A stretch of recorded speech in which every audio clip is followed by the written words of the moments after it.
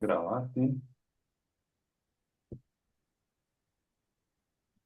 Bueno, bienvenidos a este episodio 140 ya de la Universidad del Futuro, unas conversaciones que he venido desarrollando después de pandemia.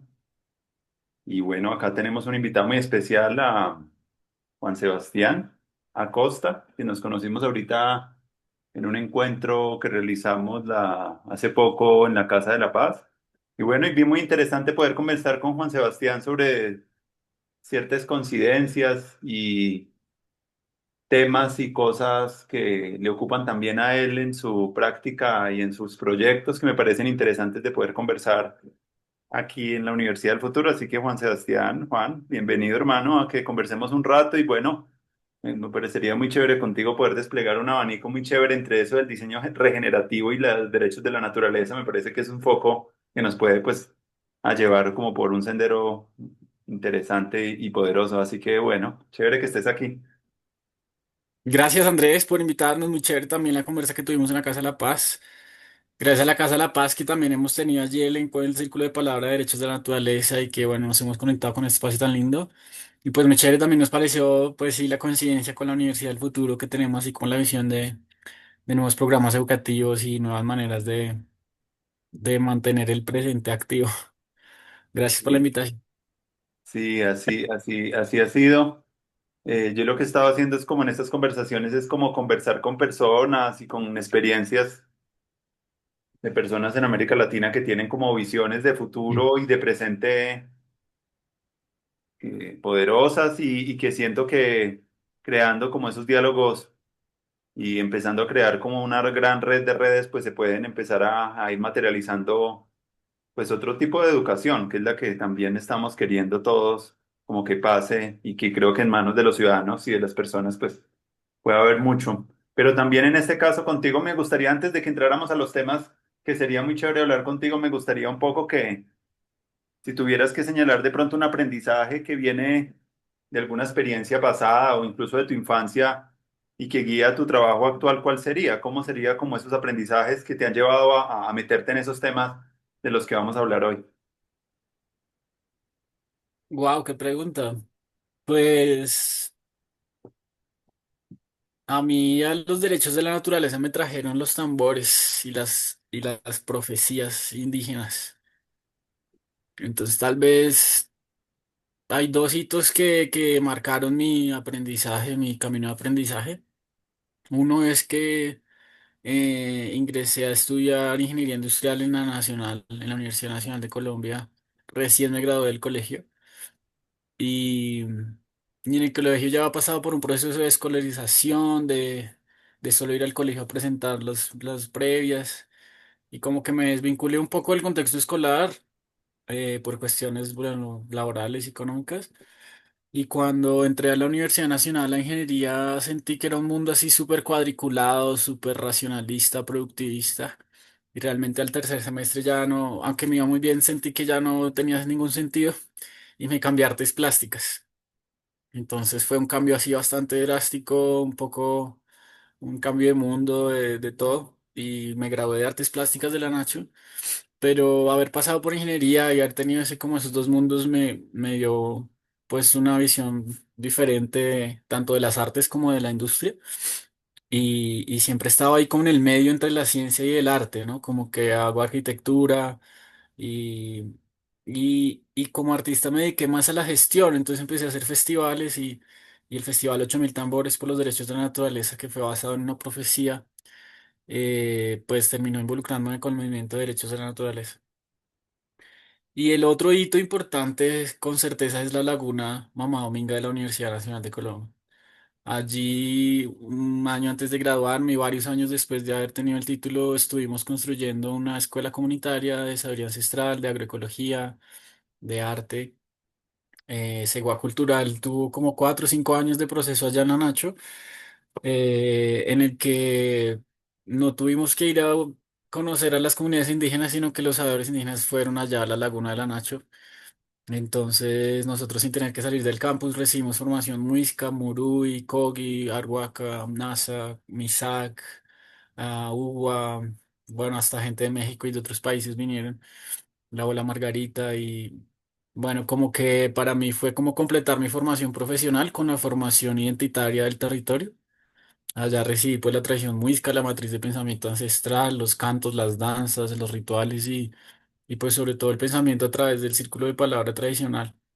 Entonces creo que eso cambió completamente también mi versión de la educación, de lo que es formarse para la vida y del alma mater, ¿no? Yo ahora voy a la Mamá Dominga pues porque es la universidad, pero también porque se convirtió en mi casa de pensamiento y como donde yo siempre voy y me reporto cuando salgo del territorio y cuando vuelvo al territorio voy allá y saludo a la que fue declarada por los Mamos de la Sierra la madre agua del territorio.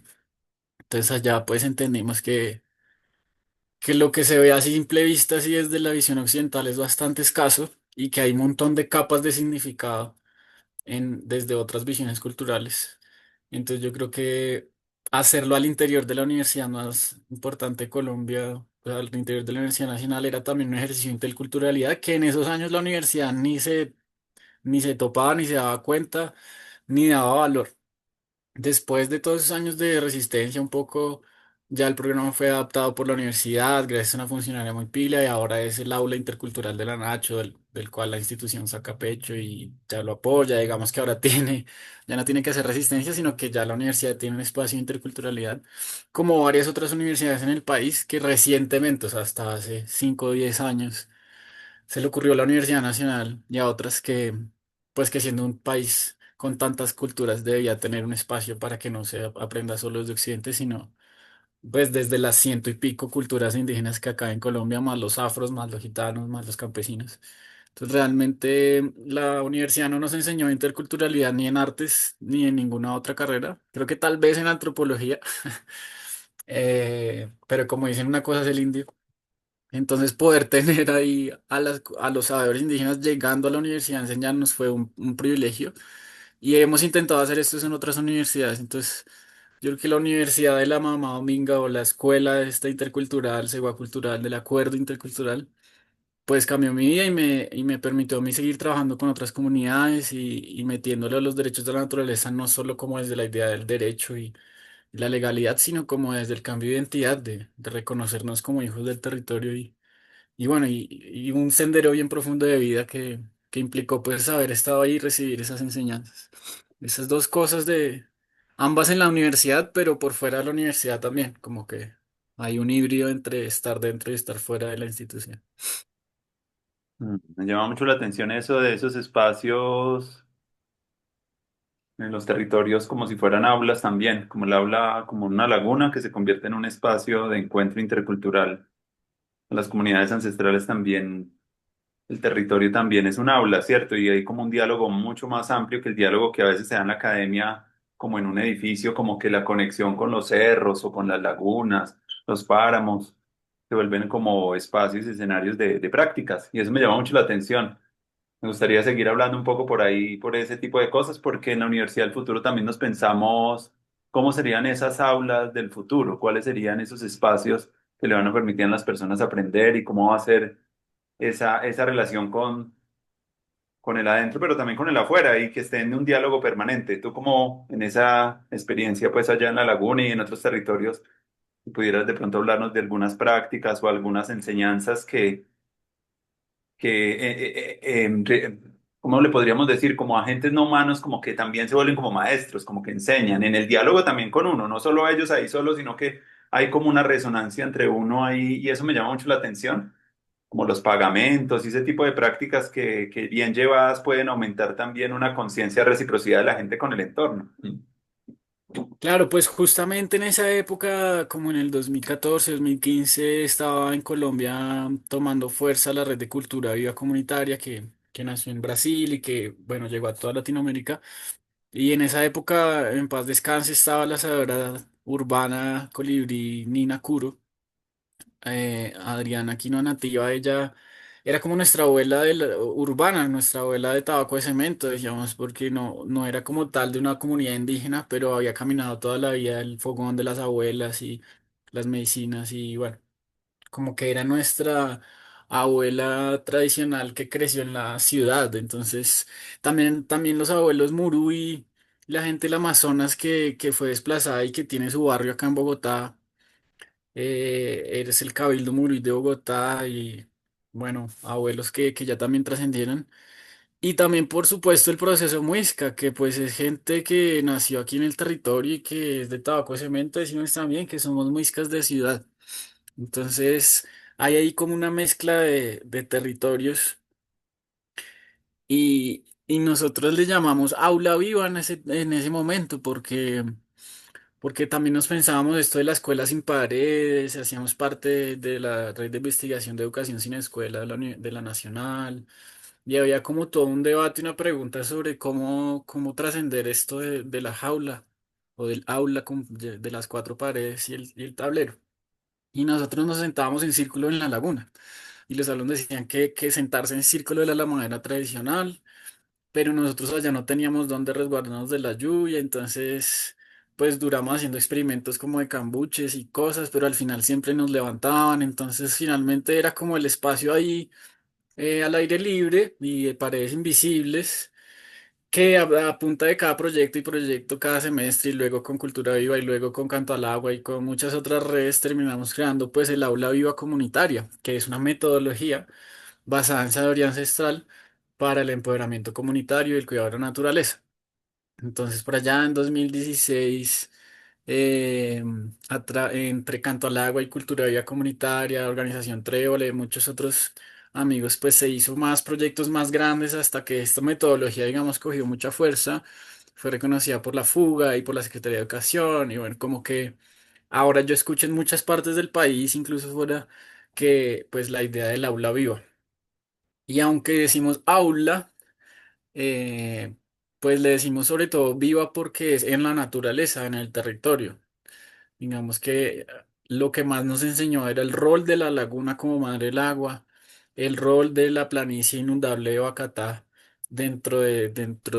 como su función ecosistémica dentro de los Andes, como la conexión entre el Amazonas y los Andes, como un montón de información ecosistémica que era lo que nos ponía en contexto de qué cultura es la que estábamos cultivando acá. Entonces la gente muisca nos enseña que somos guardianes del páramo, de la laguna, que el hecho de haber nacido en el páramo más grande del mundo, pues tiene que hacer una diferencia, ¿no? No es lo mismo que uno haya nacido en la selva nevado. Y pues aquí el Sumapaz es un montón de conocimiento evolutivo ecológico de miles de años, ¿no? Como el páramo guarda miles de años de evolución, tal vez millones de años de evolución. Y pues un poco de ahí es la cuna de la humanidad acá en los Andes, como que las lagunas son los úteros de la madre, dicen los abuelos, y de allí emerge toda la sabiduría de la creación de la vida.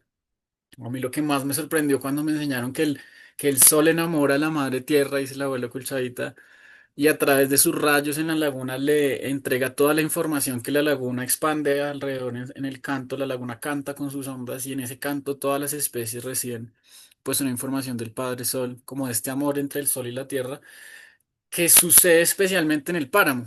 Digamos que el páramo es por estar por encima de los 4000 y además estar en la zona intertropical, es como la zona del planeta que más cerca está del sol o que recibe radiación solar más directamente. Entonces es como una conexión directa con el sol de este territorio y era muy lindo que era como la forma en que nos le enseñaron es que aquí en este territorio la Tierra se enamora del sol.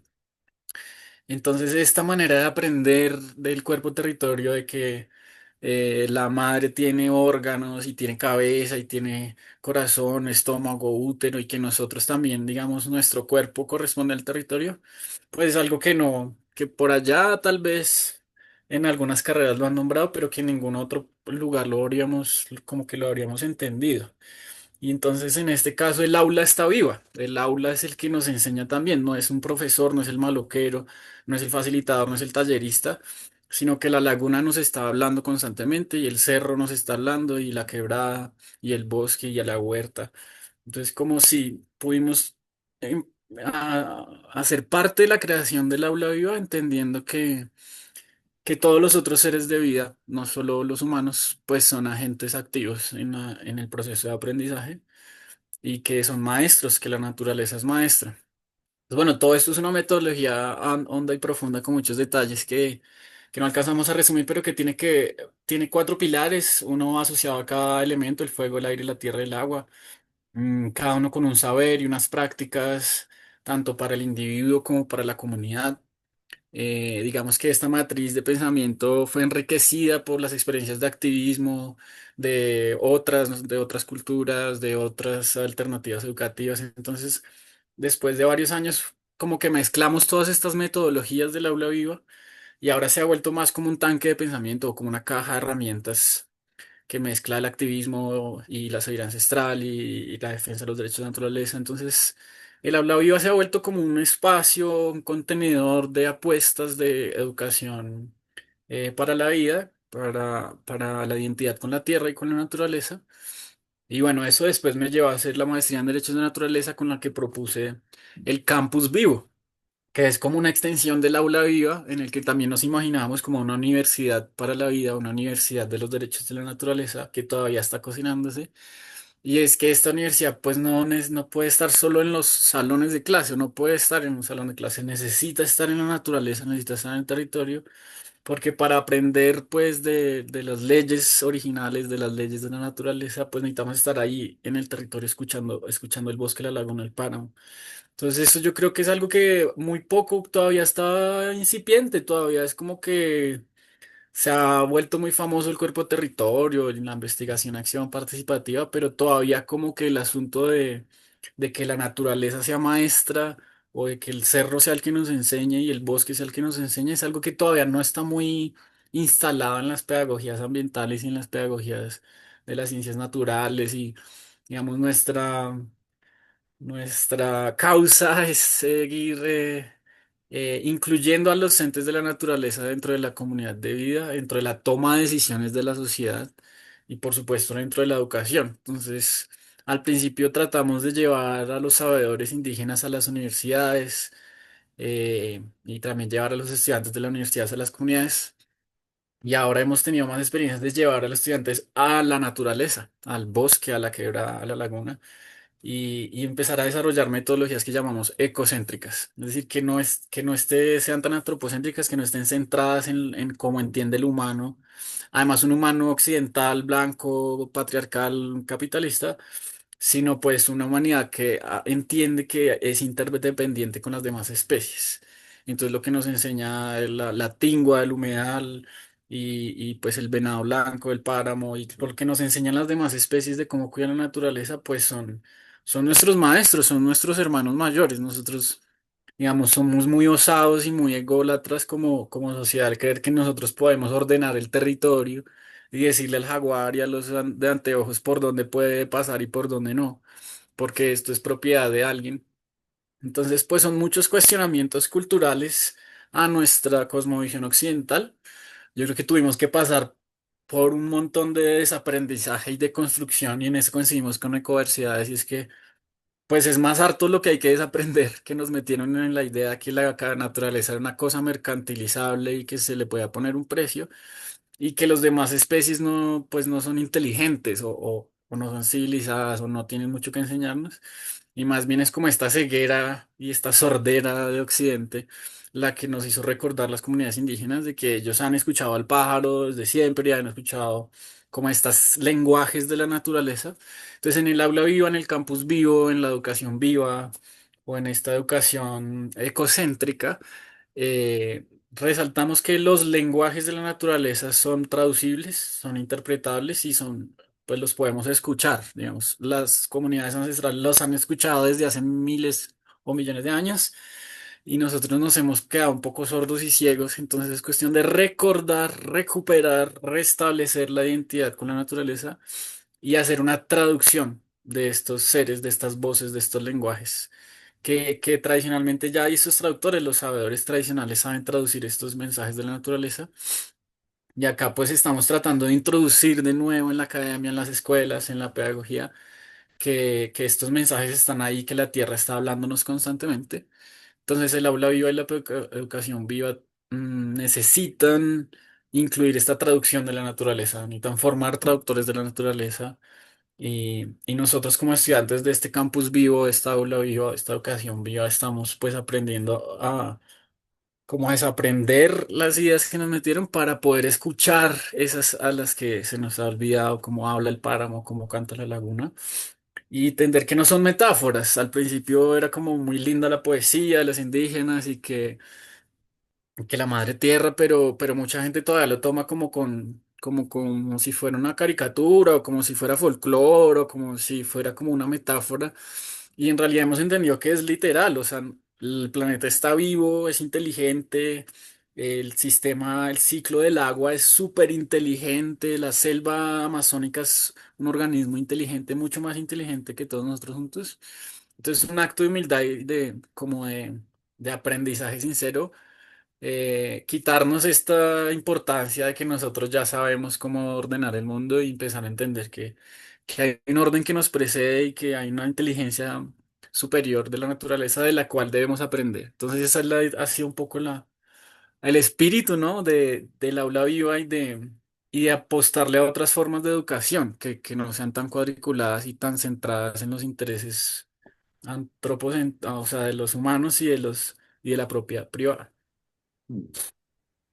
Y me gustaría preguntarle también por otras analogías de pronto o de fenómenos que de pronto has comprendido en la naturaleza que nos permitan pensar la educación. De pronto hay algunos fenómenos que para uno tienen como suficientemente belleza y son muy ricos. Por ejemplo, ha habido como, a mí me llama mucho la atención eso de los micelios y de cómo se establece la comunicación en el subsuelo, que es todo un mundo que es invisible a nuestros ojos, pero de ahí depende también mucho nuestro microbioma. El suelo está relacionado con muchas cosas y es muy bello por lo que hay unos principios de colaboración e interdependencia ahí que pueden resultar muy interesantes para lo que queremos en la universidad del futuro, que es como que la colaboración entre las personas se pueda dar.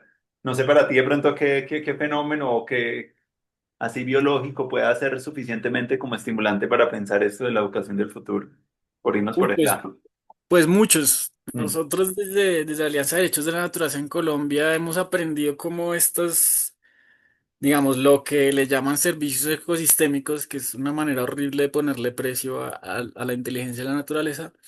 Hemos aprendido de los roles de muchas especies que son vitales para nuestra supervivencia y de muchos ecosistemas. Pero voy a citar dos. Uno es los ríos voladores.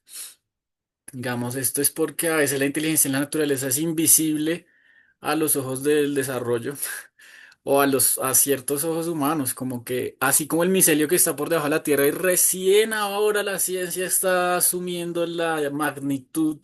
Hace poco vi un satélite que ha hecho el mapeo global de los micelios subterráneos. Entonces recién la ciencia está entendiendo la magnitud de la inteligencia de los hongos, que en realidad son como el sistema neuronal de la Tierra. Asimismo, hay una conexión muy, muy detallada y muy sensible del ciclo hídrico. Pues no es solo como nos enseñaron en el colegio que el mar se evapora y que crea las lluvias. Acá en Sudamérica es la selva amazónica la que todos los árboles, los millones de árboles de la selva evapotranspiran, como que sacan este vapor de agua a la atmósfera y son tantos millones de agua en forma de vapor que es más grande que el caudal del río Amazonas. En realidad, son muchos más millones de agua en el río Volador que en el río del Cauce que conocemos. Y esto es lo que llega aquí al páramo. O sea, nuestras quebradas y el río Bogotá y las lagunas del páramo son agua que viene de la selva amazónica. Entonces, esta conexión que hasta ahora se está recién rastreando y entendiendo, ya también que en el encuentro amazónico vimos un video satelital de cómo respira la selva amazónica, de cómo estos vapores cubren todo el continente. Digamos, esta interconexión del ciclo del agua es algo que todavía no enseñan muy escasamente en las escuelas y que yo creo que es una inteligencia que todavía aún no dimensionamos. Es como que hay mucho que aprender de la inteligencia del agua y de cómo los Andes y la Amazonía son interdependientes. Esa colaboración entre los Andes y la Amazonía nos tendría que llamar a no tratar de cuidar solo la Amazonía o solo los Andes. En realidad somos andino-amazónicos, andino-amazónico-orinoquenses. Como que a veces como que se aíslan unos ecosistemas por regiones, como si la naturaleza entendiera esas fronteras. En realidad no hay fronteras para la naturaleza. ni atmosféricas, ni políticas, ni territoriales. Es como hay biomas y hay bioregiones, pero todas están interconectadas. Y el segundo caso que me ha fascinado a mí es la agroforestería sintrópica. Estoy formándome como para, bueno, después de tantos años de defender la naturaleza en la ley y acompañar comunidades y cosas, me siento en la necesidad de aprender a sembrar un bosque y he entendido que la agroforestería va evolucionando mucho, especialmente en Brasil, Bolivia, acá en Colombia. Ya hay suficientes ejemplos de agroforestería sucesional. Y esto, para los que no conocen, tiene que ver con imitar un poco la inteligencia del bosque. Resulta que la agricultura, pues la agricultura que conocemos de la Revolución Verde para acá, pues es el monocultivo de una sola especie puesta en una fila, en varias filas, una detrás de otra, en un cuadrado más o menos. Y pues así no funciona el bosque. El bosque funciona con un montón de diversidad y un montón de especies en un mismo espacio, todas revueltas unas con otras y se van como sucediendo unas a otras. Cada una tiene un tiempo en la que emerge y hace su proceso tanto en el suelo como en el dosel y merma y luego aparece otra especie y así. Entonces esta sucesión, la sintropía ha encontrado como estos principios de hacer la agricultura más procesual, de que no haya que traerle más insumos al suelo, sino que la misma producción de materia orgánica, de hojas, ramas. Digamos, el mismo funcionamiento del bosque hace que el suelo se enriquezca tanto que sea viable la presencia de especies más grandes, más longevas, de mamíferos. Digamos que la reforestación a veces que se hace con dos o tres especies, dice el profesor Silva, pues es monocultivo, no es reforestación. En realidad, un bosque nativo tiene más o menos 100 especies diferentes. Entonces, para los que no estamos acostumbrados a ver un cultivo de 50 especies en un mismo bancal, pues es algo súper innovador y a veces complejo de entender. Pero tenido la oportunidad de visitar varios sistemas sintrópicos y pues hay, no sé, decenas de especies en un metro cuadrado y todas están creciendo con vigorosidad y con vitalidad y con una producción más grande y no nos preocupamos por los bichos ni por las plagas porque la combinación. Digamos, la versión fácil es la alelopatía, ¿no? Como que ya sabemos que asociar algunas especies pues les beneficia, pero esto a gran escala es como asociar más de 50 especies trae un montón de beneficios. Y lo más chévere y lo que más me gusta de esta inteligencia es que a la vez que se está recuperando el bosque, se está haciendo productividad limpia. Entonces podemos producir cacao, podemos producir café, podemos producir varias especies productivas y a la vez ir generando especies forestales. Y en el camino también tener huertas, o sea, como que si entendemos la inteligencia del bosque, pues podemos a la vez que nos alimentamos ayudar a mantener la biodiversidad de la selva y del bosque. Entonces creo que esta colaboración sintrópica donde todos se ayudan unos con otros es un poco lo que me suena. Ojalá la universidad funcione así, Mm. porque es como generar riqueza en el suelo y generar exceso, digamos, de materia orgánica que nutre ese suelo. Y es bastante lógico si no hay observa el bosque cómo funciona. Entonces sigue siendo la inteligencia de la naturaleza y sigue siendo como aplicarlo un poco a nuestros sistemas. Y es una colaboración entre la fuerza humana y la fuerza del bosque. Entonces, los ríos voladores y la agroforestería sintrópica, yo creo que son ejemplos de colaboración en la naturaleza, que hay muchos y muchísimos miles, pero son los que más me han gustado a mí y que quisiera seguir practicando. Chévere. Ahorita hablabas del campus vivo y me surgía a mí como una pregunta, mm, como que qué desafíos también hay ahí pedagógicos que enfrentan de pronto propuestas de educación virtual en estos contextos como los que vivimos nosotros y cómo se conecta eso como en las prácticas locales, porque yo creería, o por lo menos mi intuición es que debe haber como una oscilación entre lo virtual y las prácticas locales que deben estarse como llamándose a practicar, porque esto también tiene que ver mucho, no solamente como tú lo decías al inicio, con los derechos de la naturaleza como un enfoque jurídico, sino conceptual, sino que tiene que ver con aumentar también la vitalidad y la capacidad de escucha de las personas, porque de qué nos ganamos, ¿cierto? Tener como derechos, pero si nosotros no podemos escuchar realmente a los ecosistemas. Entonces es una cosa que va como, habrá que paralelamente a estas luchas aumentar también mucho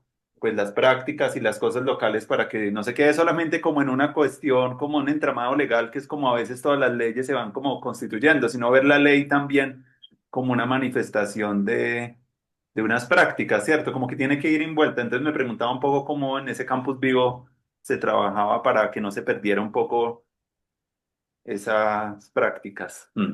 Tenía esa Y pregunta, pues Juan. precisamente por eso nació el Campus Vivo cuando, bueno, tuve la oportunidad de asesorar algunas políticas públicas acá en Colombia de derechos de la naturaleza y nos dimos cuenta, uno, que la institución no sabía qué naturaleza hay en Colombia. O sea, la CAR, Corpo Nariño, Corpo Orinoquia, bueno, todas estas corporaciones ambientales son muchas veces los extractivistas.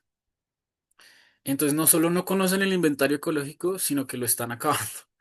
Y entonces es la población la que tiene que, pues, hacer control, porque se supone que la corporación ambiental en ese país es la que ejerce el control, pero si es la que está contaminando o extrayendo, pues es la sociedad civil la única que puede como jalar el control, las orejas de estas instituciones. Y esto implica que la ciudadanía esté informada, que conozca su territorio, que conozca las leyes, que conozca sus derechos y que además esté interesada y le meta corazón y ganas y se arriesgue un poco. Entonces, por supuesto, entendimos, yo sentí que el movimiento de derechos de la naturaleza estaba concentrándose mucho en activistas políticos, abogados, legisladores y como, bueno, gente muy tesa que está logrando en el mundo grandes cosas a nivel legal, importantísimas cosas a nivel político, pero que las comunidades se quedaban un poco a veces sin herramientas o sin saber cómo hacer para mientras sale el proceso legal, ¿qué? Porque los procesos legales toman años, toman mucho tiempo. Entonces, sentí que también se necesitaba un lenguaje más simple, porque el lenguaje, digamos, parte de la cooptación del derecho por parte de las instituciones y de los poderosos es hacer que esto sea un lenguaje especializado de solo los que tienen pues el lenguaje universitario y como que se vuelve un dogma y algo así que solo los abogados entienden o que solo los científicos entienden el cambio climático. Y realmente estamos seguros de que la ciudadanía es la que está empoderada de estos lenguajes que deben ser para todos. El arte, la ciencia y el derecho deben ser para todos, no solo para los abogados, los científicos o los artistas.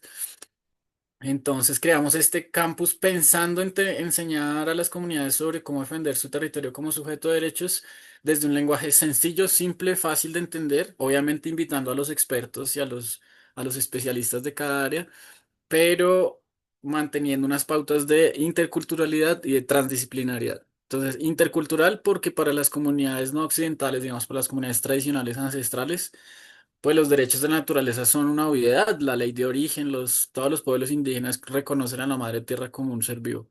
Solo es Occidente y las leyes occidentales de la República las que le ha costado un poco. Entonces la interculturalidad ya nos traía de entrada que la madre tierra es alguien a quien atender y a quien cuidar.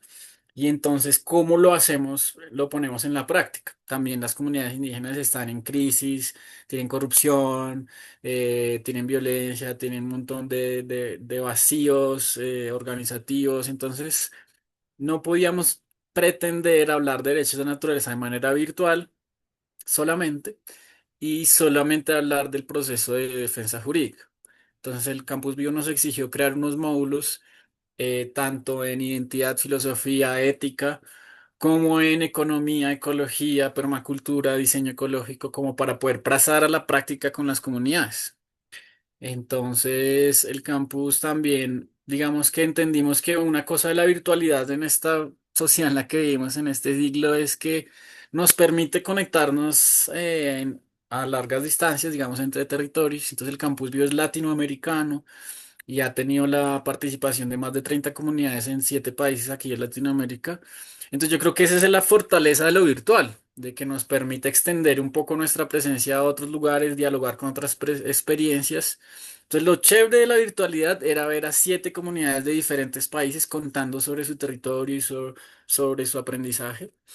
Pero también a veces es exagerado tratar de que la virtualidad lo cubra todo porque pues realmente no se puede aprender de naturaleza sin ir allá al territorio. Y pues como no podíamos irnos de gira así por 7 países, nos encantaría. Lo que hicimos fue proponerle a cada comunidad que hiciera una actividad presencial, al menos una, ¿no? Que empezara una serie de actividades presenciales en sus territorios para que su comunidad se empoderara más del tema de los derechos de la naturaleza y entendiera que no es solo un asunto legal, sino que implica cuestiones identitarias, ecológicas, culturales. Y pues la sorpresa fue chévere que cada comunidad propuso actividades muy increíbles. O sea, hay comunidades que han hecho un cineforo, hay comunidades que han hecho sus conversatorios, hay comunidades que han hecho expediciones, caminatas. Hay una comunidad acá en Colombia que es la Red con Agua que hizo una comparsa artística por los derechos de la naturaleza y esa fue como su apuesta territorial de ir por los territorios con el arte y los cantos mostrando como los derechos de la naturaleza. Y pues lo más increíble es que pues son familias, ¿no? Eran como 30 personas de las cuales más o menos la mitad son niños y niñas. Y bueno, además de ser muy pilos, se ganaron una beca de circulación y han llevado la comparsa a muchos otros territorios. Entonces fue algo que el Campus Vivo como que catalizó dentro de esa comunidad y esa comunidad lo aprovechó los contenidos del curso y esas capacidades artísticas para crear esta apuesta colectiva de la comunidad que ya inspiraba a otras comunidades a hacer sus propias comparsas. En realidad nosotros vimos que los que entienden cómo funciona el territorio y cómo funciona su comunidad, pues son los agentes locales. O sea, por más de que uno intente como asesor o como invitado tratar de contextualizarse rápidamente, pues realmente uno es apenas como casi que un turista, ¿no? Como que un investigador o bueno, un asesor, un aliado, en realidad es un aprendiz de las comunidades y nosotros les compartimos una herramienta, les invitamos a algunos expertos para generar diálogo, pero son las comunidades las que proponen y las que definen en capacidad de qué y con ganas de qué están, ¿no? Entonces, algunos que tuvieron ganas de hacer arte, otros que tuvieron ganas de montar un litigio estratégico porque tenían más abogados, realmente depende mucho de la configuración del equipo local. Entonces, si en el equipo local habían más artistas, pues era más fácil hacer una obra, pero si en el equipo local habían más científicos, pues era más fácil hacer un monitoreo ambiental, o si en el equipo habían más abogados, pues se podía hacer un caso o plantear un caso de litigio estratégico. Entonces hay una gran diversidad de estrategias y posibilidades que pues corresponde a la diversidad de territorios y muchas veces a la diversidad de comunidades dentro de un mismo territorio. Por ejemplo, en el Río Atrato, el colegio el cuerpo colegiado de guardianes del Río Atrato son 6 consejos comunitarios afro, un cabildo en Vera y un par de organizaciones campesinas que antes de la sentencia del Río Atrato pues como que no se hablaban mucho, tenían sus distancias, pero que el crear el cuerpo de guardianes del Río Atrato los llevó un poco a volverse más amigos y estratégicamente estar juntos para poder hacerle contrapeso al gobierno. Entonces hay como un montón de creatividad local. Yo creo que nosotros podemos como desde el esfuerzo de conectar virtualmente los contenidos que compartimos, pero esto es todo para detonar la creatividad local y la creatividad que nos dice qué es lo más indicado para hacer en ese contexto de ese territorio allá. Pues porque era muy diferente lo del salar en Argentina, con lo del agua en México, con lo del páramo acá en Colombia. Entonces, en realidad, cada territorio, otra vez, el aula nos invitaba a escuchar qué es lo que el territorio quiere expresar, qué es lo que el territorio necesita, qué es lo que el bosque está pidiendo, qué es lo que el río está pidiendo, cuáles son los derechos de la laguna de Tota, cuáles son los derechos del jaguar, porque a veces estamos muy centrados en las necesidades humanas de una población que necesita agua, luz, gas y demás, pero no pensamos en que los demás animales también tienen aire limpio y agua limpia.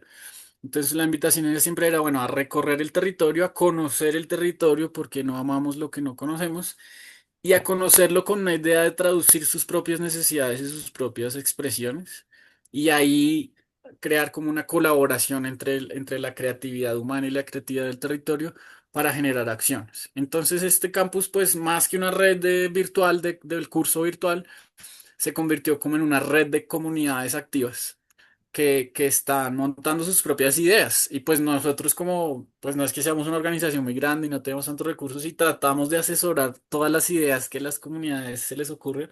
Hay algunas increíbles que no hemos podido desarrollar, pues por falta de recursos. Pero si tuviéramos así más donaciones, ahí nos han propuesto hasta películas, documentales, libros ilustrados para niños. Bueno, hay un montón como un tanque de ideas que las comunidades tienen ahí y que incluso algo lindo de esta red de comunidades es que lo que funciona en una, tal vez se puede replicar en otra. Digamos, esto es algo como un flujo interterritorial de que la comparsa de Conagua, pues la pudieron hacer luego en otro municipio, en otra comunidad, les gustó mucho y lo que hicieron, y lo replicaron a su manera y a su escala y con sus propios estilo. Y lo mismo, ciertas cosas que han funcionado en otros países, pues se han podido replicar acá y viceversa. Entonces yo creo que también lo virtual potencia esa comunicación, Mm, ese ver casos exitosos que inspiran a otros. E incluso también casos fracasados, ¿no? Como esto no lo hagan porque no funcionó. O aquí fue terrible haberlo intentado de esta manera y se nos olvidó tal aseguranza o tal detalle y entonces los otros ya lo incluyeron en su caso. Yo creo que lo virtual nos permite conectarnos, pero realmente conectar con el territorio es una cuestión que, sobre todo los líderes de muchos años, los abuelos, la gente que lleva décadas defendiendo su territorio, a veces ya está cansado, por ejemplo. Eso no nos hemos encontrado mucho, que hay mucha desesperanza, mucho agotamiento, mucha persecución, criminalización. Entonces a veces lo que hacía falta era un combo de jóvenes que hicieran una actividad mucho más relajada y menos politizada o que no pisara los intereses de ciertas personas, sino que lo hicieran como algo más entre jóvenes, como que se soltara un poco las tensiones que habían al interior de la comunidad para poder iniciar una nueva etapa de acciones. mm, Entonces, esto de la creatividad local yo creo que es lo más, lo que, o sea, hay mucha inteligencia en las comunidades y muchas ganas y muchos sueños. Y tal vez uno desde lo local a veces se siente chiquito y no sabe cómo activar aliados internacionales o poner en como un mensaje a difundirse más ampliamente. Y ahí es donde viene lo virtual. Entonces es como un complemento, ¿no? mm, Entre la red que como que poliniza como este micelio, mm, pero el micelio no hace nada sin los nutrientes que los árboles dan y sin la información que los árboles sacan del suelo.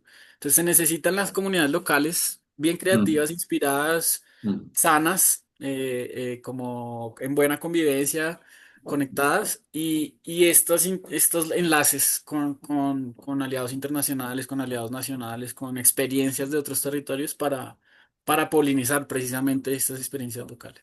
¿Qué tanto eso de los derechos de la naturaleza también replantean no solamente pues atribuirle cierto estatus jurídico, sino también, bueno, hay como unos mitos de las personas frente a esos temas porque dicen, bueno, ¿cómo se reconcilian esos derechos como con las necesidades de la gente en los territorios o la escala de la población mundial y de la producción que se necesita ahora?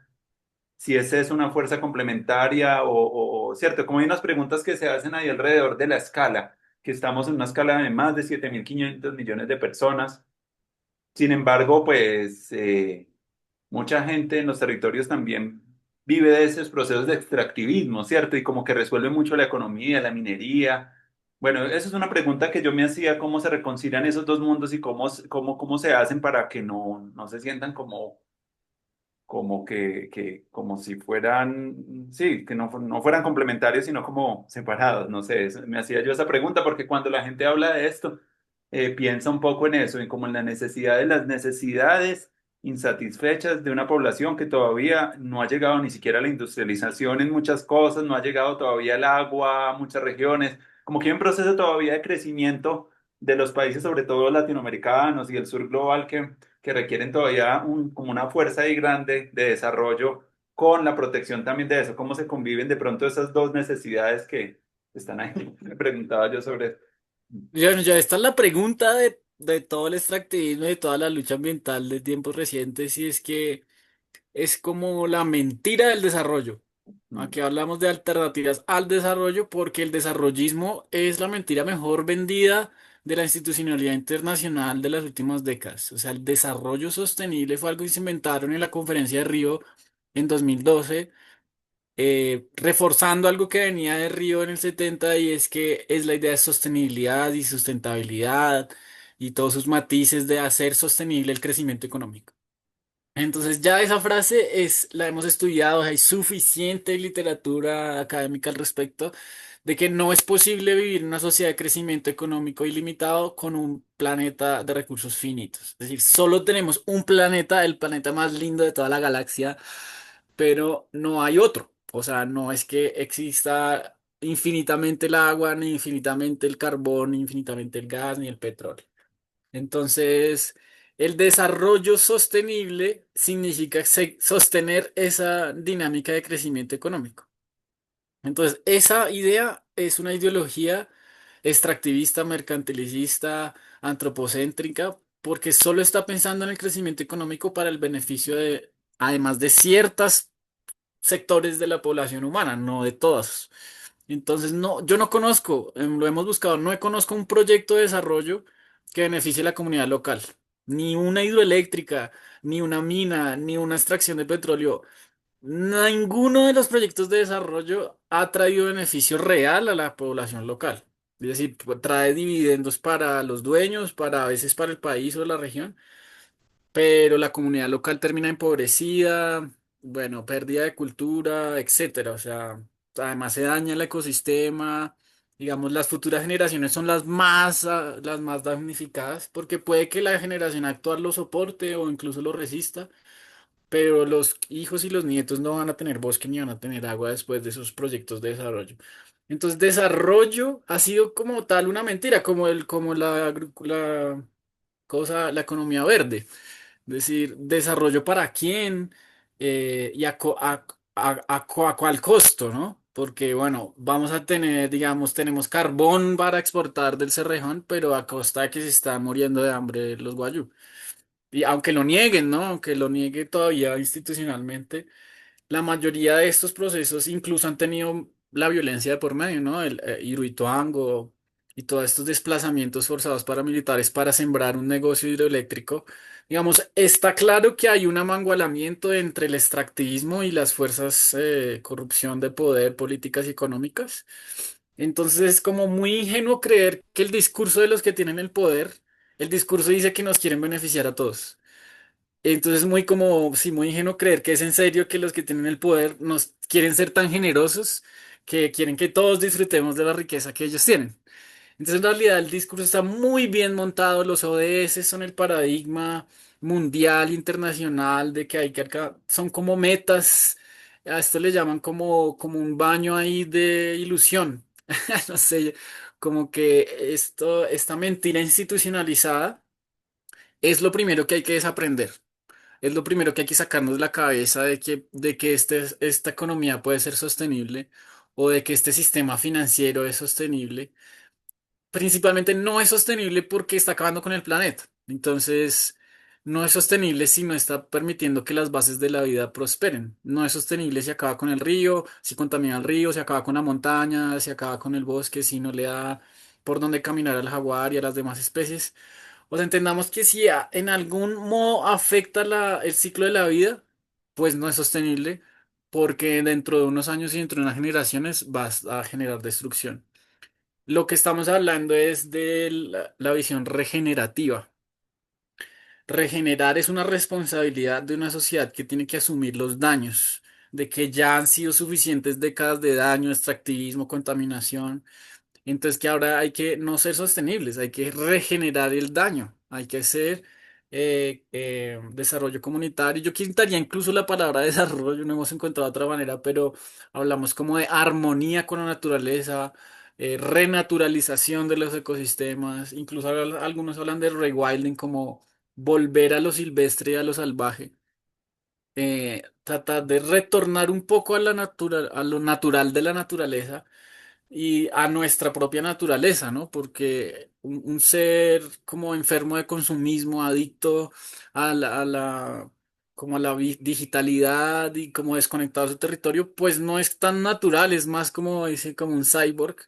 Y un poco olvidar la naturaleza de nuestro propio ser es también ese desarrollo que tenemos metido adentro, como que nuestras ideas de éxito y nuestro deseo material de enriquecimiento ilimitado va más allá de la capacidad del planeta. Entonces, si todos, no sé si lo han escuchado, pero si todos vivimos el estilo de vida americano, necesitamos como 3 planetas y medio para lograrlo. Hace poco en agosto, cada año más o menos en agosto, el planeta se está agotando todos los recursos que habrían para el año. Entonces, esta es la gran como patraña de que el sistema económico está pensando en sostenerse. Entonces, lo que queremos sostener es la vida, no el sistema económico, porque el sistema económico sí está beneficiando solo a unos seres humanos. Y para responder la pregunta, acá en Colombia hay uno de los aportes más importantes que le hace Colombia al movimiento de derechos de la naturaleza en el mundo y son los derechos bioculturales. Los derechos bioculturales se basan en la fuertísima conexión que hay entre las comunidades y los territorios. Esto es desarrollado en la sentencia del río Atrato y habla que las comunidades afro dependen tanto del río y el río depende también de la comunidad. Entonces, si el río está bien, la comunidad está bien y viceversa. Si algo le pasa al río, esto afecta a la comunidad y si algo le pasa a la comunidad, esto afecta al río. Y hablamos de la comunidad amplia, no solo la comunidad humana, la comunidad de especies, de peces, de mamíferos, de aves, de árboles. Entonces, este link, este enlace biocultural que ya se está empezando a desarrollar, es para que entendamos que no se puede defender solo los intereses humanos o solo los intereses de un ecosistema prístino y sin humanos, que a veces también lo han intentado, o digamos la conservación tradicional en su visión tradicional piensa en proteger a la naturaleza de los humanos. Y entonces hay como que superar esta idea reeducándonos en que nosotros también somos la naturaleza. Y entonces las comunidades que cuidan, las comunidades que dependen del río, digamos, aquí en el Atrato, otra vez en Nueva Zelanda, los indígenas maoríes dicen, yo soy el río y el río soy yo. Entonces yo soy el páramo. Entonces esta visión económica de pensar en el bienestar de las comunidades y el bienestar de la comunidad ecológica. Es una mentira si solo se piensa, o sea, hay que entender que sin los demás animales los humanos no sobrevivimos. Si no hay mamíferos que proliferen ciertas especies de árboles en el bosque, esos árboles ya no existen en el bosque y por tanto ciertas aves que reproducen los otros árboles tampoco, o sea, sin el jaguar o sin el oso de anteojos se acaba el bosque. Eso ya lo demostraron en países como en Canadá, en Yellowstone, cuando se acabaron los lobos. Estos lobos ya no se comían a los que se comían a los castores, entonces los castores hicieron muchas presas de más porque no había quien los controlara y entró todo el ecosistema en caos solo porque ya no había un miembro de la cadena trófica. Entonces, casi que todo el parque está deforestándose solo porque ya no había estos lobos y cuando introdujeron, volvió todo a equilibrarse porque el rol que tienen estos lobos dentro de la cadena hace que el bosque esté sano. Entonces, cada uno de los miembros de la comunidad tiene un rol importante. Lo que hay que entender es un poco cuál es nuestro rol como comunidad humana en el concierto de la vida. Y nuestro rol seguro es de cuidar y de regenerar el daño que hicieron antes o que estamos haciendo todavía. No de crecer y crecer sin importar si crecemos por encima de los otros. Entonces, como un importante llamado a la visión crítica, no comernos el cuento de los ODS, los desarrollos sostenibles, del desarrollismo, del crecimiento económico limitado, del crecimiento industrial. O sea, de nada nos sirve, y dicen las profecías indígenas, hasta que no haya agua que beber ni alimento que comer, vamos a entender que el dinero no se come ni nos quita la sed. Entonces, no de nada sirve tener petróleo y tener acero y tener cobre y dinero si no hay agua limpia y aire limpio. Entonces, que este es un sistema de valores, ¿no? Los derechos de la naturaleza están proponiendo valorar a la naturaleza en sí misma, no por el beneficio que nos trae, sino por el valor que tiene de existir en sí misma. Hay especies que no son útiles económicamente, pero son fundamentales en el ciclo ecológico. Hace unos años, una ranita diminuta que cae en la uña del dedo logró sacar a la minera del territorio ecuatoriano amazónico en Intac. Y decir, esa ranita tan diminuta es el único lugar del mundo donde existe y es tan chiquita, pero es tan importante que no vale la pena destruir un río para hacer una mina y para destruir el hábitat de esta ranita. Entonces es una cuestión de valores y esto es de la economía, ¿no? ¿Qué valoramos más? Que la vida pueda seguir existiendo, que el bosque, la selva, el río pueda seguir limpio y que mis hijos y mis nietos todavía puedan conocer lo que es una montaña con un bosque vivo, o que la montaña se vuelva toda una mina y una extracción para que el país tenga cero cobre con el que hacer. Ni siquiera es que la tecnología realmente esté. Un poco tu pregunta me hace pensar en esta ilusión tecnocrática de que la tecnología nos va a salvar. Y Ujú. entonces, es cierto que ahorita tenemos los recursos, la inteligencia, el conocimiento y la tecnología para acabar el hambre. O sea, tú preguntabas sobre si somos demasiados humanos en el mundo. Y yo por lo menos creo que esto es otra ilusión, otra farsa, digamos, ecofascista de los que dicen que el humano es el cáncer del planeta. Yo sí conozco suficientes comunidades que viven en armonía con la naturaleza hace miles de años y muchos otros que la están empezando a hacer ahora. Entonces yo creo que los del cáncer son el 1% de la población humana que tiene acaparado el poder y el dinero Mm. y que hay una gran cantidad de personas y que hay una gran cantidad de alimento y tierra fértil para todos en este planeta. Lo que pasa es que la distribución está re mal, o sea, acá en Colombia es un ejemplo, pero pues toda Latinoamérica y todo el mundo hay suficiente comida, incluso para el doble de millones de la humanidad, solo que está acaparada y desperdiciándose por un sistema de consumismo. Sí, hay algo que me hacías pensar, claro, es una ilusión de la escasez también para vender como propuestas, tecnologías, y ha sido como el invento, ya ha venido como por el lado de la deuda, los sistemas financieros, eh, la legitimación de las energías, de los combustibles fósiles, que también mantienen otras redes que son también muy preocupantes y no son poco éticas también en muchas cosas, se ven. Se ven cuando entró en crisis también el conflicto con Rusia, con los países europeos que se ponía en juego como bueno, de quién, como que toda esa infraestructura de los monopolios y los oligopolios están también fundamentados mucho en esas estructuras. Entonces, como que sí estoy de acuerdo contigo que hay una ilusión de escasez para que la gente no pueda pensar otros sistemas, como cuando yo de una manera más pequeña iba a sembrar unas cositas allá en Chuachi, donde tenemos una tierrita, y incluso entre los mismos campesinos, no, es que eso no se da acá, es que eso no se puede, hay como una cosa muy instalada también que hace parte también de la colonización y de la opresión de creer que las cosas no pueden ser diferentes. Y yo creo que es una de las cosas también que la educación debería empezar a revertir rápidamente, esa ilusión de que no hay soluciones, sino que creo que por eso también la apelación al futuro en en la universidad no es una universidad que estamos soñando en el mañana, sino es pensar también la imaginación como parte de esa construcción y cómo la gente se lo sueña, cómo ya lo han hecho antes. ¿Qué tipo de universidades están surgiendo en América Latina así hecha por gente que se está pensando en red, que se está pensando en colaboración? Entonces nos hace pensar en como todas esas cosas, pero sí estoy de acuerdo contigo que hay. Pero también estoy de acuerdo que hay unas cosas que también ha traído el capitalismo. Si se ve desde una perspectiva dialéctica, hay algunas cosas también buenas en que en esto y no puede haber solamente un modo y otro allá como dos polos, sino que también debe haber algunas cosas en los procesos del capitalismo, de la alfabetización, de ciertas cosas que nadie quisiera tampoco volver a cuando se operaba sin anestesia, cosas así, como cosas que la misma tecnología ha generado, que también podamos viajar con el precio que tiene también de pronto también eso, cierto, bueno, ahí ya hay unas patologías en lo de los viajes como los cruceros, que eso también contaminan montones y tienen una gran responsabilidad.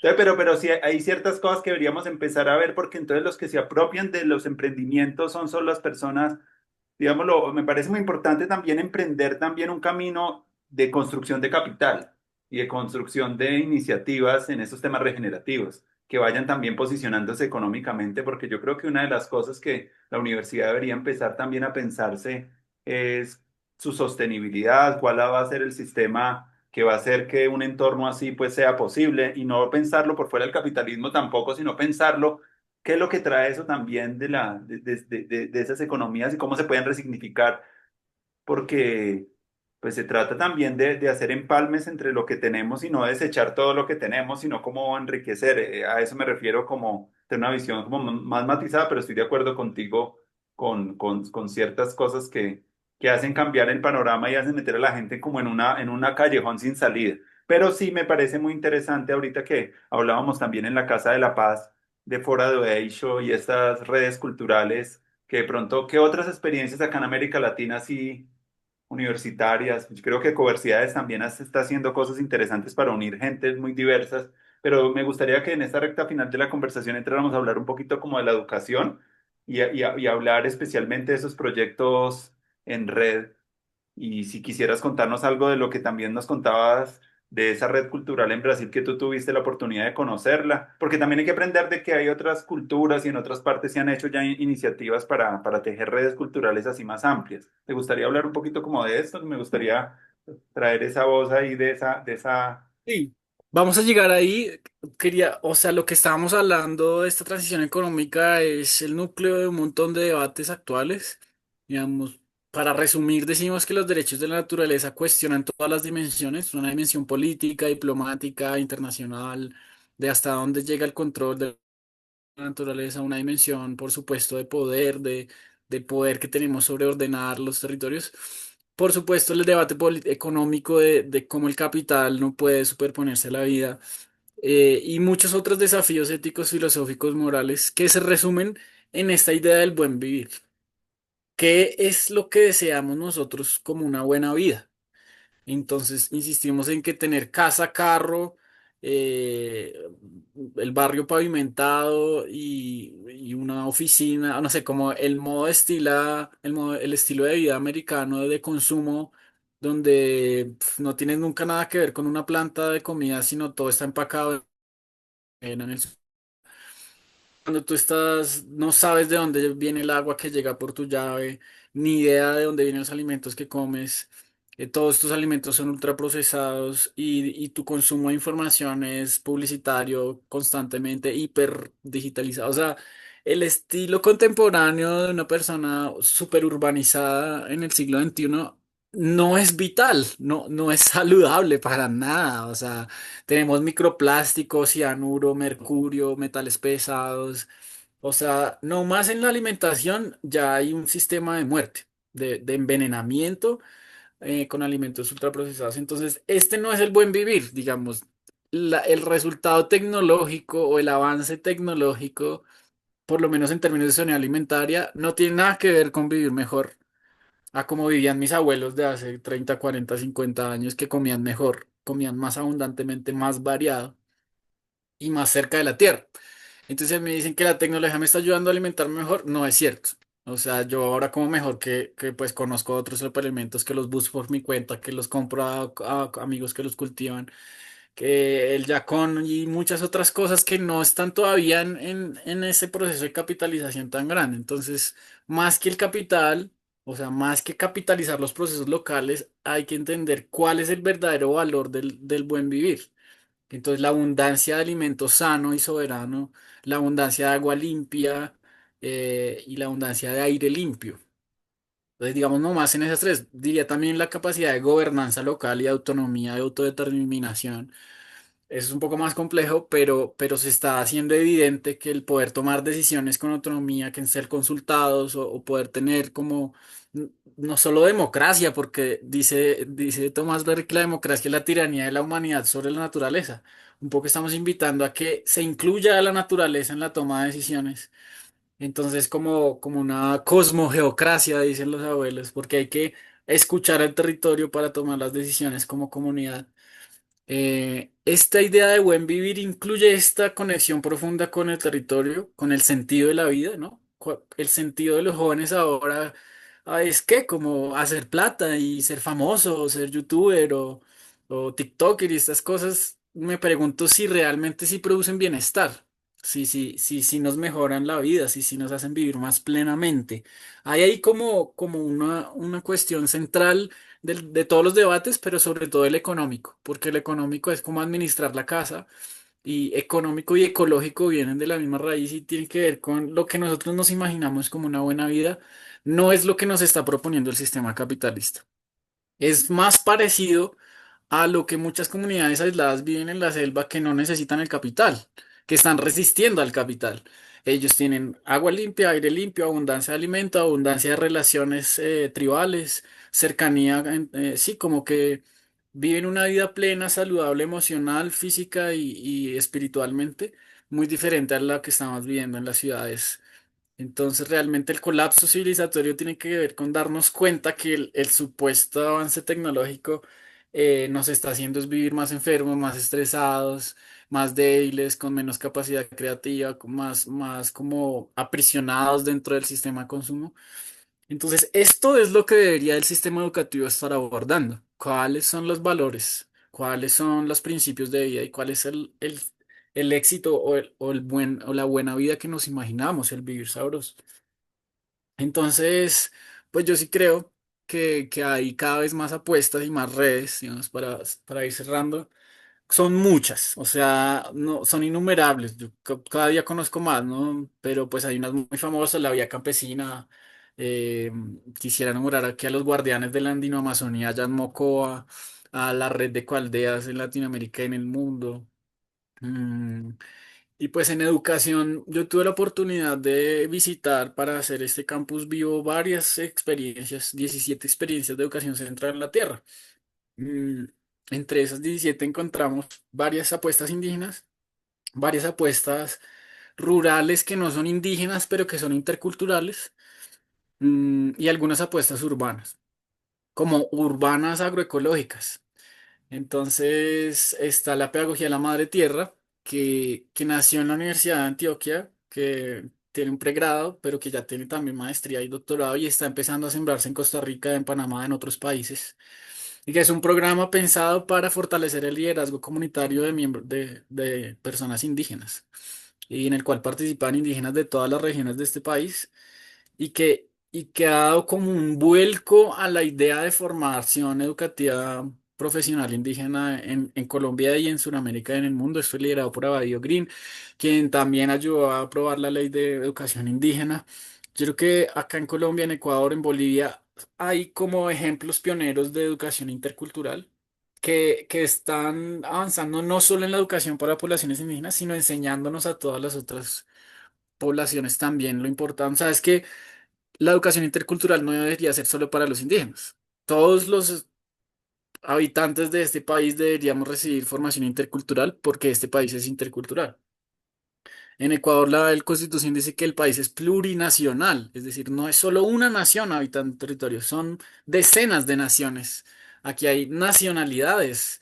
Entonces son 160 pueblos indígenas, 60 lenguas que se hablan en este país y de eso sabemos muy poco los que estudiamos en la ciudad. Y los que estudian en el campo también, o sea, hay escuelas que están al lado de un cabildo y ni nada, no existe ningún contenido sobre comunidad, o sea, todavía es colonial, todavía es eclesiástico colonial. Digamos, hay que decir que el asunto es que hay muchas redes alternativas, pero las redes oficiales siguen siendo patriarcales, colonialistas, extractivistas, antropocéntricas. Es decir, yo lo que he visto es que estas redes alternativas han tratado de influenciar la corriente principal, pero se han cansado y han terminado por hacer su propio camino sin tratar de influenciar a los otros.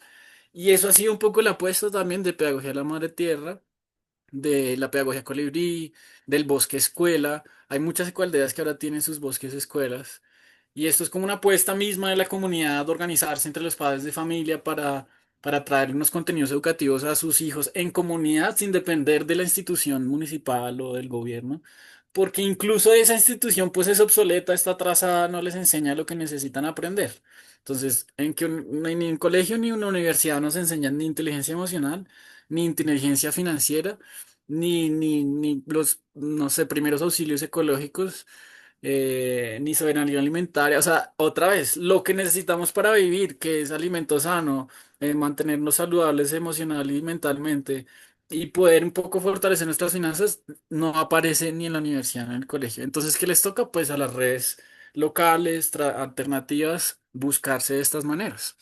Entonces, yo, pues sí, conozco, digamos, conocí en Fora de Bicho allá en Brasil, pero en Brasil hay bastantes otras. La vía campesina es algo que lleva décadas de organización en la que mucha gente está no solo accediendo a tierra, sino también a formación para producir limpiamente en el campo. Aquí está la red de semillas de Colombia. Bueno, o sea, son innumerables. Yo creo que ahora es muy fácil que tú en cualquier tema que estés trabajando encuentres una red incluso global que está haciendo eso en todas las partes del mundo. Entonces, en educación acá en Colombia pasó la educación prohibida y el encuentro de educación alternativa. Mm, Y algo pasa con estas redes es que tienen como un boom o como un periodo de florecimiento y luego como un adormecimiento. Es como unas oleadas ahí de las modas o yo qué sé. Entonces hay como una hora como más atención a la naturaleza y a la paz con la naturaleza. Ojalá esta moda siga evolucionando. Y en educación ha habido como una emergencia, aunque sigue siendo lenta. Yo te decía en la conversación, yo fui al Congreso Iberoamericano de Educación Ambiental y las 400 propuestas eran antropocéntricas, o sea, era educar a los jóvenes sobre el medio ambiente. y sobre los derechos humanos al medio ambiente sano. Y yo era de las únicas propuestas que decíamos, bueno, las otras formas de vida también son importantes y también tienen derechos y también hay que educar para convivir con las otras formas de vida. Entonces propusimos lo que llamamos el Laboratorio de Pedagogía Ecocéntrica, invitando a muchos docentes y pedagogos a salir del paradigma ambiental en el que el medio ambiente es como el entorno alrededor del humano y empezar a pensar en relaciones, Mm, en que nosotros hacemos parte de un conglomerado de relaciones en el territorio y en el ecosistema y no somos ni la cabeza, ni el centro, ni el ítem más importante. Somos solamente preponderantes y tenemos un montón de poder, hablamos del antropoceno, pero queremos pasar al ecoceno, donde las relaciones ecológicas son el centro. Y yo creo que la red más importante es la que hacemos aquí de conciencia, como que es muy difícil a veces sincronizar todas las apuestas, ¿no? Digamos, en el espectro político ahora hay como mucha izquierda, izquierda ambientalista, hasta derecha ambientalista, pero como que cada quien le apuesta a unos intereses de defender la naturaleza otra vez por moda o por conveniencia, mm, pero vamos a ver si lo hacen como de corazón o como con la verdadera conexión de que el territorio sea el que se sane. Entonces hay muchos riesgos como de cooptar estas luchas ambientalistas, ¿no? Como que mm, estas redes, tal vez a veces el principal riesgo del que se están defendiendo es de no ser infiltrados por la política o por los poderes privados. Entonces ahorita estamos tratando de hacer una alianza estratégica con los privados porque a veces el gobierno también es el enemigo. Entonces, como que no es todo tan blanco y negro. Hay empresas que están haciendo grandes avances. La iglesia misma está haciendo sus esfuerzos interreligiosos por reforestar la Amazonía. Entonces, de todas partes, de todo el espectro político, de todo el espectro cultural, religioso, hay apuestas interesantísimas por cuidar la naturaleza. Y también hay un montón de fachadas de gente que se dice ecologista y ambientalista y lo que está queriendo es montar su discurso verde. Entonces, entre todo este caos, yo creo que hay que tener un criterio muy bien montado para uno distinguir. Si a mí me vienen a hablar de que van a salvar la Amazonía, pero es una empresa, ya nos ha pasado, o sea, hay una empresa que es una empresa de minería, algo así, que por detrás tiene una campaña disque de derechos de la naturaleza con indígenas. Y entonces es una farsa, es como un lavado ahí de la imagen, el greenwashing está a la mm, orden. Entonces yo creo que ante el greenwashing lo único posible es que nosotros tengamos un criterio muy fuerte. Y aquí hablamos de que, con esto cierro, hay tres narrativas. Una de los que creen que no hay nada que hacer, que todo está re bien, que no hay que cambiar nada, los negacionistas del estilo Trump, de que lo que hay que hacer es seguir metiéndole industria y guerra, no sé, como que aquí lo que hay es que desarrollar y que todo el resto es un cuento. Están el otro extremo, que es los apocalípticos, como que todo se va a acabar y esto ya está, todo se fue al carajo, la humanidad es un cáncer y hay que reducir la población y ojalá el planeta se salve porque los humanos no se lo merecen, etcétera. Esto es una narrativa súper terrible en la que no es que no haya que hacer nada, sino que está súper bien que se acabe todo. Hay mucha gente en esta, incluso ha sido fácil difundir esta narrativa como por en la ecoansiedad, como porque a veces uno de verdad no sabe qué hacer, y entonces uno dice, no, mejor que se acabe todo. Pero nosotros estamos promoviendo una tercera vía que viene de la ecología profunda y es la gran transformación. Y esto es la tarea educativa. Hay que transformar, sí hay mucho que cambiar, hay mucho que cambiar en el sistema, mucho que cambiar en la actitud de la sociedad, de los gobiernos, las empresas, las comunidades, hay un montón de cosas que transformar. Tenemos que transformar nuestra relación con la naturaleza, nuestra idea de naturaleza, nuestra identidad como seres. Hay que hacer la gran transformación, decía Thomas Berry, Joanna Macy, que murió hace poco. Esta gran transformación implica agradecer, honrar el dolor, cambiar la mirada, caminar junto a muchas otras personas, como ser más colaborativos. Bueno, otros principios que no tienen nada que ver con los principios del capitalismo. Y entonces ahí, si yo veo que alguna organización, una comunidad, una red me está proponiendo algo y yo veo que están en esta narrativa de la gran transformación, entiendo que la gran transformación cuesta, es incómoda, es dolorosa, mm, hay que esforzarse, tiene riesgos para la vida, defender la naturaleza es complicadísimo, frustrante, desgastante. Mejor dicho, uno como activista tiene que tener una esperanza radical y un montón de creatividad y positivismo. Y esto es la narrativa de la transformación. O sea, no es posible transformarnos. Nosotros decimos, la utopía nos permite ver que que hay posibilidades. Cuando uno ya no ve posibilidades, ya se rindió y ya no hay nada que hacer. Pero si uno todavía ve posibilidades y las está caminando, es porque todavía tiene esa, como esa esperanza y esa idea, esa imaginación. Entonces, en este campo de la imaginación estamos hablando de la transformación, de la transición, Mm, y la educación está llamada a que hagamos esa transformación, es decir, de a que asumamos que lo que estamos haciendo no está bien, que lo que ha venido haciendo la sociedad de consumo no está bien y que si queremos realmente, digamos, llegar a un buen vivir o volver a un estado de buen vivir, hay que radicalmente transformar los modos de vida que estamos teniendo. Y eso es una educación integral que no está solo en la institución educativa. O sea, que está en la casa, que está en mm, el plato de comida, que está en la música que escuchamos, en la tele, en los programas que vemos, en el internet que usamos. Digamos, esta educación es en la vida. Ahora sí, como las comunidades indígenas nos enseñaban, la pedagogía de la madre tierra. En los territorios uno no tiene como un lugar de la comunidad donde va a educarse. Uno se educa en todas partes, en el fogón, en el mambeadero, en la chagra, yendo al bosque. mm, Todo el día, todos los escenarios de la comunidad son escenarios de educación, tanto para los más jóvenes como para los mayorcitos también. Entonces es una educación permanente de toda la vida que nunca se acaba y es una educación para la transformación, es una educación transformadora. Sí, si uno aprende algo y no cambia su manera de actuar, pues no sé si aprendió de verdad. Entonces, este llamado de tejer red en sus áreas, de conectarse con los otros que hacen lo mismo que usted, es también permitirse permearse un poco de esas otras ideas diferentes. O sea, a hacer el esfuerzo de desmascarar todas estas mentiras institucionalizadas mm, y tomar una postura crítica implica pues dejarse un poco también ser atravesado por cosas que uno a veces no entiende tan rápido o que durante mucho tiempo uno ha creído que están bien, pero en realidad no se va dando cuenta que no están tan bien. Y a uno le cuesta, uno dice como, uy, yo toda la vida he tenido estas creencias y ahora las tengo que abandonar.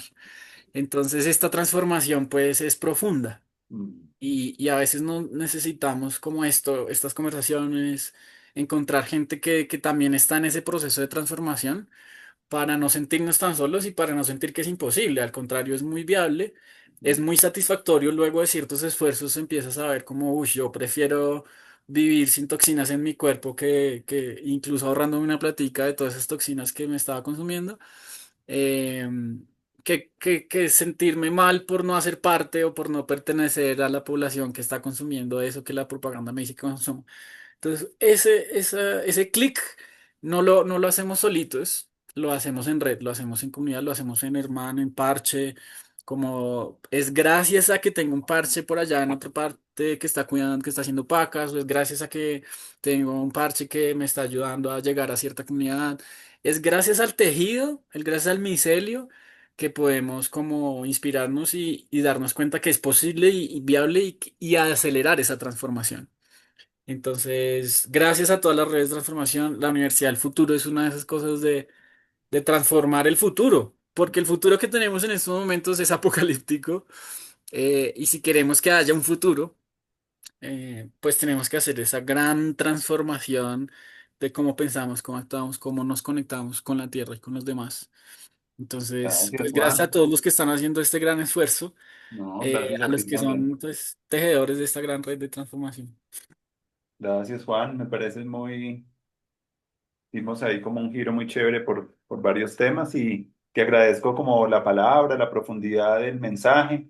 Creo que ojalá se sigan multiplicando más los espacios educativos y esa abundancia educativa que es una cosa que yo siento tanto en los proyectos de soberanía alimentaria como en deberíamos empezar a pensar la soberanía educativa de una manera más radical y que ojalá, igual que pasó con el asunto de las semillas, con el asunto de la educación también, proliferen más las iniciativas, cada quien también buscando como su particularidad, porque no se puede decir que todo el mundo va a estar haciendo lo mismo, porque hay personas que tienen una sensibilidad distinta, tienen otras formas y la invitación es a que se hagan, pero yo creo que también una de las cosas que políticamente se podrían empezar a hacer, como el capitalismo tiene como muchos incentivos y muchas recompensas, pues empezar a incentivar también desde lo político a esa construcción también, no solo de abajo hacia arriba, sino que yo siento que desde la política también se podría acelerar también para que las personas puedan tener más tiempo para imaginar cómo quieren vivir, cuáles las cosas y empezar a liberar a la gente no sé, yo pensando un poquito en la renta básica universal y en esas cosas que aligeren un poquito a las personas, no estar como tan ansiosas de estar produciendo, porque el cambio energético también debe ir aparejado con un cambio también de liberación de tiempo para que la gente tenga más tiempo para compartir con su familia, para el ocio, porque yo creo que esa transición energética no es solamente cambiar como una tecnología por otra, sino también meter un poco a la gente. Incluso de nivel global. Lo que hace Taiwán un poco es lo que yo miraba, o Singapur, yo no sé si era Taiwán, con una ministra trans que se llamaba, que ella empezó a estimular a la ciudadanía a solucionar problemas, pero desde la política, como ella era como una hacker y me pareció muy interesante cómo también desde lo político se puede empezar a acelerar esas cosas para darle como un empujón también a través de estímulos. Yo creo que los estímulos son importantes y empezar a crear esos estímulos en la sociedad, pues no sé, incluso para que la gente haga esa transición a otras formas de pensamiento, requiere también una tribu que te permita también como no sentirse solo y eso que tú dices me parece a mí muy importante. Empezar a crear espacios donde esas transiciones se puedan generar porque la gente sola y con esta cantidad de información que hay, requerimos es como centros educativos complementarios para que la gente pueda, pues, porque ese aprendizaje, como tú dices, es algo también, implica necesariamente dejar atrás ciertas visiones, ciertos hábitos y muchas veces no somos conscientes de eso y bueno, entonces te agradezco mucho por la conversación, no sé, algunas palabras finales, también un mensaje también final de pronto de algo que yo no te pregunté o alguna cosa que quieras apuntalar ya para cerrar, ahí con eso terminaríamos. Sí, dos invitaciones súper importantes. Gracias por el espacio, gracias a ti por la conversación. Súper a fin de seguir colaborando con la Universidad del Futuro. Estaremos tal vez continuando la conversación hacia la Escuela de Regeneración Biocultural, que es un proyecto más concreto. Invitarlos a que se sumen a la Alianza de Derechos de la Naturaleza en Colombia y en el mundo. Estamos preparando la Cumbre Nacional de Derechos de la Naturaleza en Colombia para finales de octubre, con el Lago de Tota sujeto de derechos como caso protagónico, pero queremos articular a todos los casos en Colombia y comunidades y gentes que quieran defender la naturaleza como sujeto de derechos. Recordar que en Colombia llevamos ya 8 años con el movimiento de derechos de la naturaleza, que hay más de 25 casos de ecosistemas en Colombia declarados como sujetos de derechos. Entonces queremos que todos los ríos que han sido declarados, los páramos, los parques nacionales y demás territorios que han sido declarados, pues realmente no se quede esto en el papel, y que ya se tome en serio esto de los derechos de la naturaleza. Entonces, invitados, Cumbre Nacional de Derechos de la Naturaleza. Pronto saldrá la convocatoria para ponentes, artistas, abogados, bueno, todos los que nos quieran colaborar. Ya estamos haciendo así como la organización y vamos a tener una precumbre el 27 de septiembre acá en la Casa de la Paz. Y la otra invitación es que arrancamos, esto es un proyecto mío, arrancamos una gira de danzas de paz universal por las huertas urbanas acá en Bogotá. Entonces estas huertas, este movimiento de huertas en Bogotá que ha crecido exponencialmente y que siguen siendo aulas vivas comunitarias al aire libre de agroecología urbana. Entonces nos vamos a ir a danzar a 14 huertas de diferentes localidades acá en Bogotá. Todos los fines de semana de septiembre y octubre estaremos en diferentes huertas. Pueden seguirnos aquí en Instagram como Danzantes de Paz para que sepan la programación. Las danzas pues son un espacio de meditación dinámico, movimiento como una danza ritual circular comunitaria en donde pues promovemos así la armonía, la alegría, el amor, la música en medio de la siembra o preparándonos para la siembra. Entonces, una forma también como de fortalecer estos espacios urbanos de agricultura con un poco de canto y danza. Entonces, pues invitadísimos a que se nos acompañen. Este domingo estaremos en la Huerta Facua en Engativá y el cumpleaños de la Huerta Nucac en Fontibón. Pueden buscarlas ahí, salen directo en el mapa. Y pues que nos acompañen a danzar y que sigan apoyando. Busquen la huerta más cerca a su barrio, a su casa, la paca digestora más cerca a su barrio, a su casa. Esto realmente es una revolución de agricultura urbana y de compostaje de residuos orgánicos. No le manden más residuos orgánicos a doña Juana. Por favor, separe en su casa los residuos orgánicos y compóstelos en el parque de su barrio. Doña Juana no le caben más residuos. Hace años que el relleno de basuras en esta capital Ya casi todas las ciudades del país no le cabe más un residuo en ningún relleno sanitario, así que la principal responsabilidad que tenemos es por lo menos no mandar más basura al relleno. Así que separe los plásticos, recíclelos, entrégueselos al reciclador del barrio, separe los orgánicos y compóstelos. Y ojalá, yo llevo varios años sin producir basura en mi casa, que al relleno todo lo composto o lo meto a la botellita de plástico. Entonces, eso realmente, pues, poner a dieta a Doña Juana y hacer florecer las comunidades urbanas en las huertas ha sido muy emocionante, muy transformador. Es algo que antes de la pandemia no se veía como con tanta fuerza, pero que ahora hay un montón de gente en los barrios sembrando y pues esto es realmente darle como un nuevo lugar a la relación a la naturaleza en la ciudad. Y bueno, pues que también tenemos amigos en muchas partes del país. Ojalá nos estén escuchando. Un saludo también a todas. Bienvenidos a la Alianza Global de Derechos de la Naturaleza. Y pues bueno, que aquí estamos a la orden, al servicio para lo que se pueda seguir colaborando con universidades, con la Universidad del Futuro. Eh, pues seguimos ahí en contacto si quieren compartir. Les puedo dejar mis redes o tú les compartes luego.